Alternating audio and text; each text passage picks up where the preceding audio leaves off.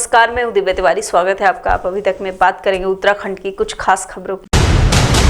लाल कुआं में मानव सेवा समिति के अध्यक्ष फिरोज खान ने नेतृत्व में दर्जनों क्षेत्रवासियों ने हस्ताक्षर युक्त ज्ञापन तहसील पहुंचकर उप जिला अधिकारी रीचा सिंह को सौंपा। इस दौरान लाल कुआं नगर पंचायत द्वारा आयोजित साप्ताहिक हट बाजार को दोबारा शुरू किए जाने की मांग की गई। प्रशासन की ओर से एसडीएम साहब का ज्ञापन दिया है कि हमने इसमें ज्ञापन में मांग की है कि नगर पंचायत क्षेत्र में जो हाट बाजार लगती थी, जिसमें निर्बल और गरीब वर्ग के लोग जो अपने जीविका चलाते थे, फड़ लगा के उसमें दुकान ठेले लगा के, तो वो पिछले कोरोना मार्च के कारण कोविड की वजह से बंद है। तो प्रशासन ने मांग की है कि वो नगर पंचायत को आदेशित करके समस्त गाइडलाइन का पालन करते हुए, सारी औपचारिकता पूरी करते हुए नगर पंचायत द्वारा पुनः फिर से कहते हैं कि हाट बाजार का प्रारंभ कराया जाए।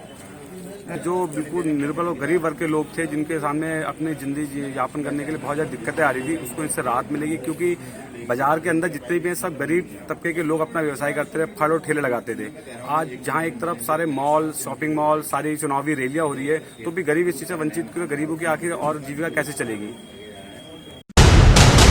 लक्सर तहसीलदार सुशीला कोठियाल ने आज सुबह अवैध खनन के वाहनों पर ताबड़तोड़ कार्रवाई करते हुए 10 अवैध खनन से लदे वाहनों को अवैध खनन में सीज कर दिया। आपको बता दें कि तहसीलदार की इस अवैध खनन के खिलाफ ताबड़तोड़ कार्रवाई के बाद अवैध खनन माफियाओं में हड़कंप मचा हुआ है। एक्चुअली क्षेत्र में काफ़ी अवैध खनन की शिकायतें आ रही थी, जिसके लिए मेरे द्वारा कल पूरी रात अवैध खनन को रोकने के लिए छापेमारी की कार्रवाई की गई है और इसमें 10 वाहन, 8 ट्रैक्टर और 2 डंपर सीज कर दिए गए हैं और एसडीएम साहब की कोठी पर इनको खड़ा कर दिया गया है।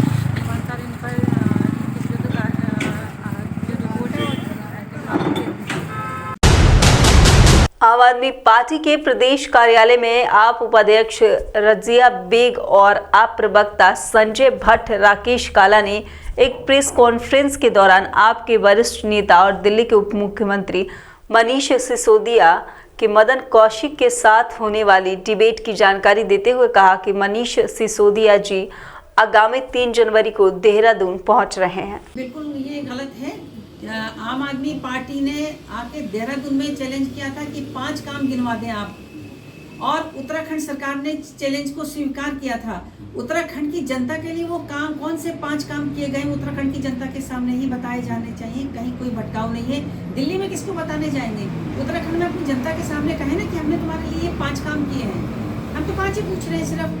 वो रोजगार का मुद्दा है, वो एजुकेशन का मुद्दा है, वो पलायन का मुद्दा है, वो पानी बिजली का मुद्दा है। आप यहीं के लोगों को बता दें, जनता के सामने खुला नियंत्रण है आपको। आप यहाँ पे बता दें हमको कि हमारे लिए ये काम करें। आपको लगता नहीं कि सारे मुद्दे पीछे छोड़ के इस मुद्दे का आपने लेके पट रहे हैं आप? बिल्कुल, सारे मुद्दे छोड़कर इन्हीं मुद्दों पे बात होनी चाहिए। आज जनता काम मांग रही है। आज जनता चुनाव कराना चाहती है तो काम के मुद्दे पे कराना चाहती है। आपने कितने काम किए, आप गिनवाइए काम। क्योंकि होता क्या था कि सरकारें अपनी मनमर्जी करती थी और काम करके करा नहीं करा चली जाती थी। लेकिन आज एक परंपरा आम आदमी पार्टी ने डाली है कि अगर आप कोई काम करते हैं तो जनता को उसकी जानकारी होनी चाहिए, ना कि फाइलों में दब के सारे काम रह जाने चाहिए।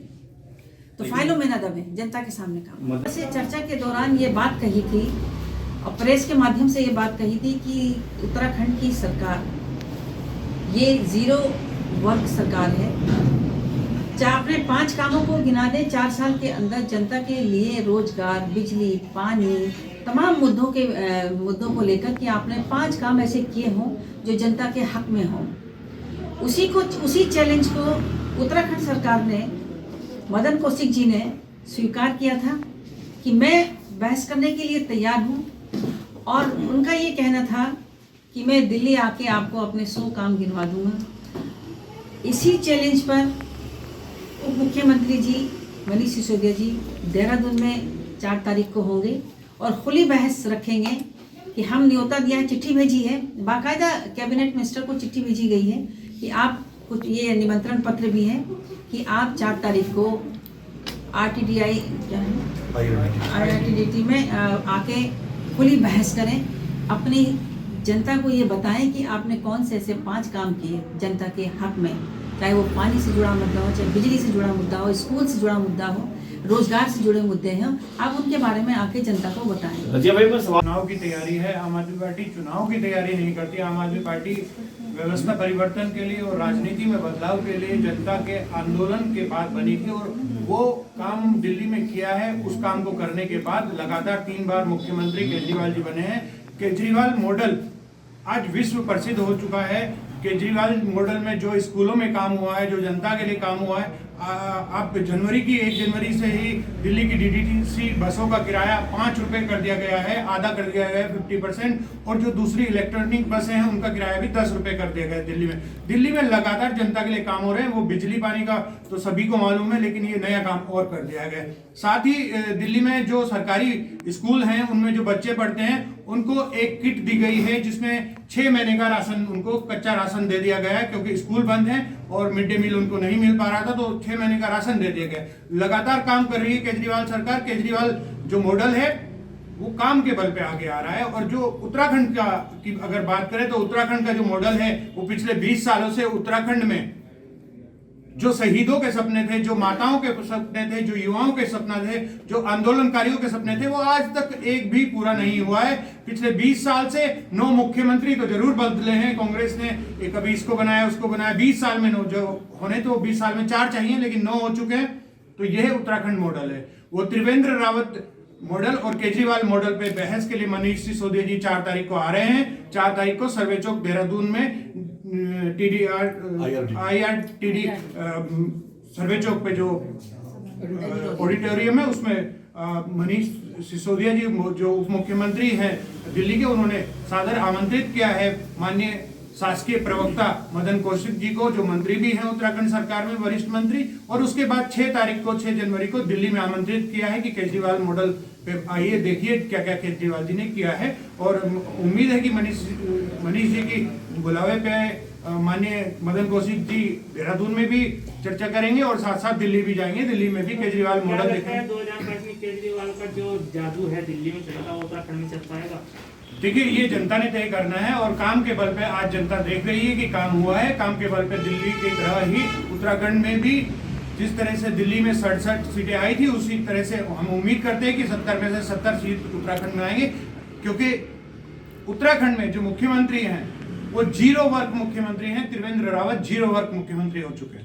संजय प्रधानमंत्री आवास योजना शहरी के क्रियान्वयन में नगर पंचायत दिनेशपुर धम सिंह नगर को प्रथम पुरस्कार दिया गया। आज प्रधानमंत्री और केंद्रीय शहरी विकास मंत्री ने वर्चुअल के माध्यम से सम्मानित किया। इस मौके पर जिला अधिकारी रंजना राजगुरु और नगर पंचायत दिनेशपुर की अध्यक्ष सहित नगर पंचायत के कई अधिकारी मौजूद रहे। आज भारत सरकार द्वारा नगर पंचायत दिनेशपुर को बेस्ट परफॉर्मेंस के लिए पुरस्कृत किया है। इसके लिए मैं माननीय अध्यक्ष जी के साथ साथ पूरी टीम को बधाई देती हूँ, शुभकामनाएं देती हूँ कि उन्होंने अच्छा कार्य किया है, जिसकी वजह से उनको पुरस्कार प्राप्त किया है। और सबसे बड़ी बात है ये हमारे जनपद की और जितने भी लोकल बॉडीज़ हैं उनके लिए एक मोटिवेशन है, और वो भी इनसे प्रेरणा लेकर के और बेहतर कार्य करेंगे। और आपकी जिम्मेदारी पूरी अध्यक्ष जी की और एग्जीक्यूटिव ऑफिसर नगर पंचायत की और भी बढ़ गई है कि उनको पुरस्कार मिला है, तो सारे कार्य और भी तन्मयता से और भी परिश्रम से करें, ताकि आगे आने वाले समय में हमारे जनपद के सभी नगर पंचायत, नगर पालिका और नगर निगम को पुरस्कार मिल सके और उनको एक बहुत बड़ा मोटिवेशन मिल सके। प्रधानमंत्री की आवास योजना के तहत हमने जो कार्य किया है, आगे के लिए और भी बेहतर करने की कोशिश करूँगी, और जितना भी धरातल में योजना आएंगे उसको हम करने के लिए बहुत कोशिश करूँगी कि हमारे कार्य को जारी रहे। बाजपुर में पुलिस के सिपाही द्वारा अपने साथियों के साथ मिलकर खोखे स्वामी की कार से कुचलकर की गई हत्या के बाद उत्तराखंड सरकार के कैबिनेट मंत्री यशपाल आर्य और अरविंद पांडे मृतक के घर पहुंचे। इस दौरान कैबिनेट मंत्रियों ने मृतक परिजनों को सांत्वना दी। बता दें कि बीते दिनों बाजपुर कोतवाली में तैनात सिपाही प्रवीण कुमार ने अपने साथियों के सिगरेट के पैसे न देने को लेकर खोखे स्वामी को गौरव रुहेला की कार से कुचलकर हत्या कर दी थी। किसी के सम्मान से खेलने का कोई अधिकार नहीं है। ये घटना घटी है, इसका पूरा संज्ञान लिया जा रहा है, और मैं आपसे कमिटमेंट करता हूँ कि गौरव इस बच्चे को, यह जिंदा तो नहीं हो सकता, लेकिन इसको न्याय दिलाया जाएगा।